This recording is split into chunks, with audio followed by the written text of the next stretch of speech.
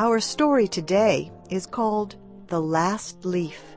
It was written by O. Henry. Here is Barbara Klein with the story. Many artists lived in the Greenwich Village area of New York. Two young women named Sue and Johnsy shared a studio apartment at the top of a 3-story building. Johnsy's real name was Joanna.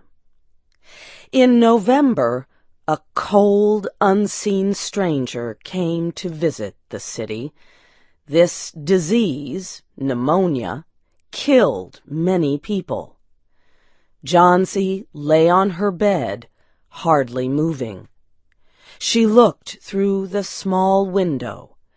She could see the side of the brick house next to her building. One morning, a doctor examined Johnsy and took her temperature. Then he spoke with Sue in another room. "She has one chance in, let us say, 10, he said. "And that chance is for her to want to live. Your friend has made up her mind that she is not going to get well. Has she anything on her mind?" She wanted to paint the Bay of Naples in Italy some day," said Sue. "Paint?" said the doctor. "Bosh! Has she anything on her mind worth thinking twice? A man, for example?" "A man?" said Sue. "Is a man worth— But no, doctor, there is nothing of the kind." "I will do all that science can do," said the doctor. "But whenever my patient begins to count the carriages at her funeral, I take away 50% from the curative power of medicines." After the doctor had gone, Sue went into the workroom and cried. Then she went to Johnsy's room with her drawing board, whistling ragtime. Johnsy lay with her face toward the window. Sue stopped whistling, thinking she was asleep. She began making a pen and ink drawing for a story in a magazine. Young artists must work their way to art by making pictures for magazine stories. Sue heard a low sound, several times repeated. She went quickly to the bedside. Johnsy's eyes were open wide. She was looking out the window and counting backward. 12, she said, and a little later, 11, and then 10, and 9, and then 8 and 7, almost together. Sue looked out the window. What was there to count? There was only an empty yard and the blank side of the house 7 meters away. An old ivy vine, going bad at the roots, climbed halfway up the wall. The cold breath of autumn had stricken leaves from the plant until its branches, almost bare, hung on the bricks. "What is it, dear?" asked Sue. 6, said Johnsy quietly. "They're falling faster now. 3 days ago there were almost 100. It made my head hurt to count them. But now it's easy. There goes another one. There are only 5 left now." "5 what, dear?" asked Sue. "Leaves on the plant. When the last one falls, I must go too. I've known that for 3 days. Didn't the doctor tell you?"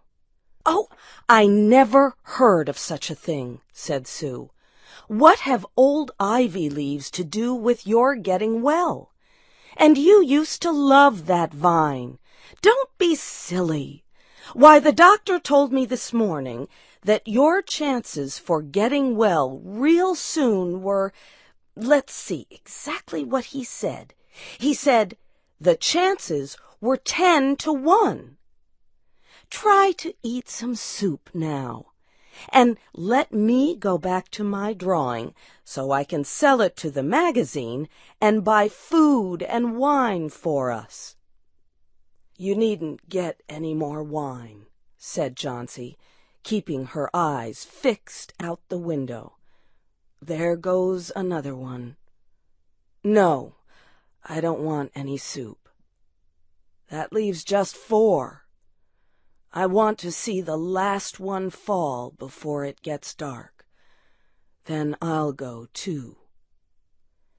"Johnsy, dear," said Sue, "will you promise me to keep your eyes closed and not look out the window until I'm done working? I must hand those drawings in by tomorrow." "Tell me as soon as you have finished," said Johnsy, closing her eyes and lying white and still as a fallen statue. "I want to see the last one fall. I'm tired of waiting. I'm tired of thinking. I want to turn loose my hold on everything and go sailing down, down, just like one of those poor, tired leaves." "Try to sleep," said Sue. "I must call Mr. Behrman up to be my model for my drawing of an old miner. Don't try to move until I come back." Old Behrman was a painter who lived on the ground floor of the apartment building. Behrman was a failure in art. For years he had always been planning to paint a work of art, but had never yet begun it. He earned a little money by serving as a model to artists who could not pay for a professional model.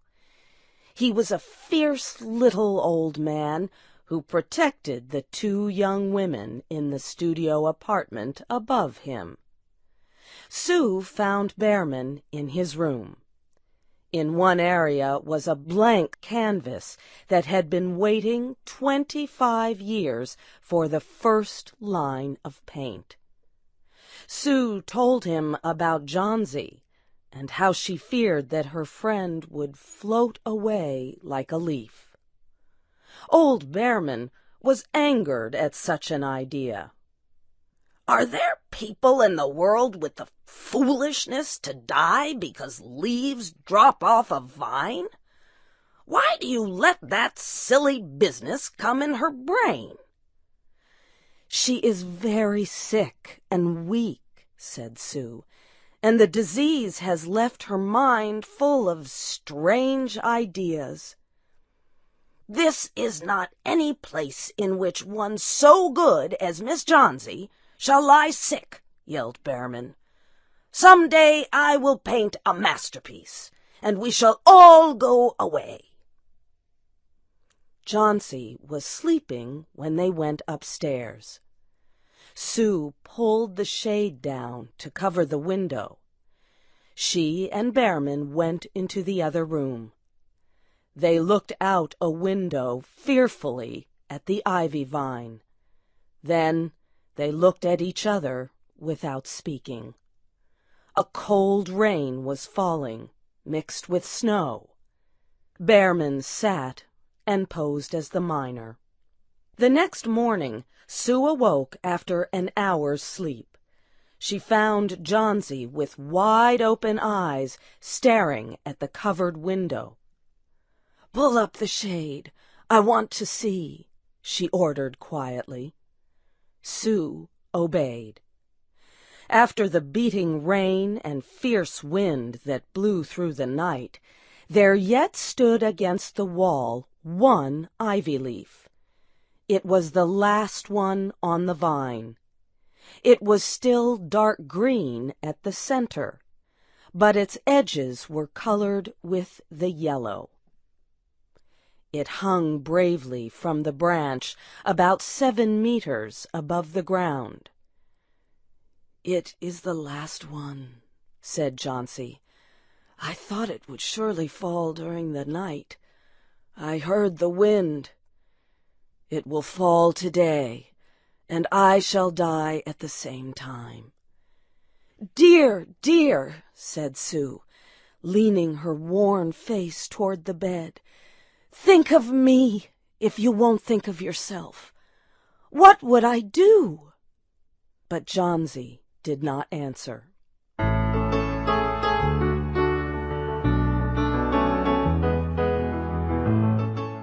The next morning, when it was light, Jauncey demanded that the window shade be raised. The ivy leaf was still there. Jauncey lay for a long time looking at it. And then she called to Sue, who was preparing chicken soup. "I've been a bad girl," said Jauncey. "Something has made that last leaf stay there to show me how bad I was. It is wrong to want to die. You may bring me a little soup now." An hour later she said, "Some day I hope to paint the Bay of Naples."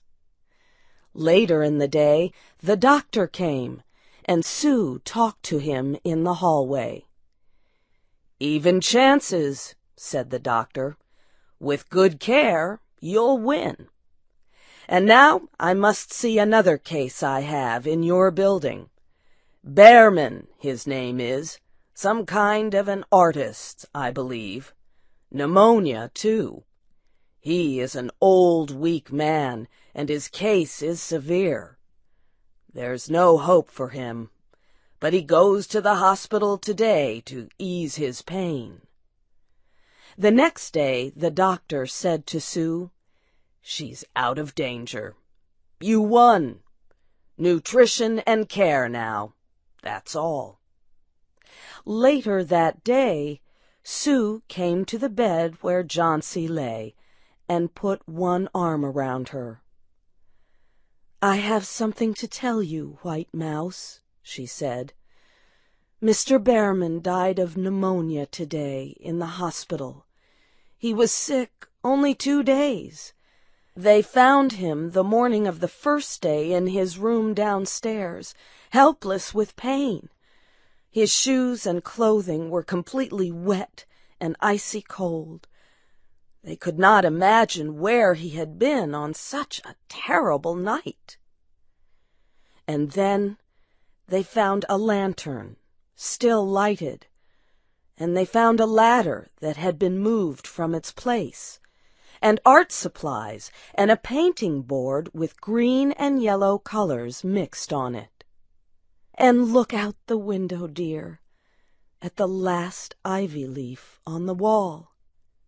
Didn't you wonder why it never moved when the wind blew? Oh, darling, it is Behrman's masterpiece. He painted it there the night that the last leaf fell." You have heard the story The Last Leaf by O. Henry. Your storyteller was Barbara Klein. This story was adapted by Shelley Gullist and produced by Luan Davis.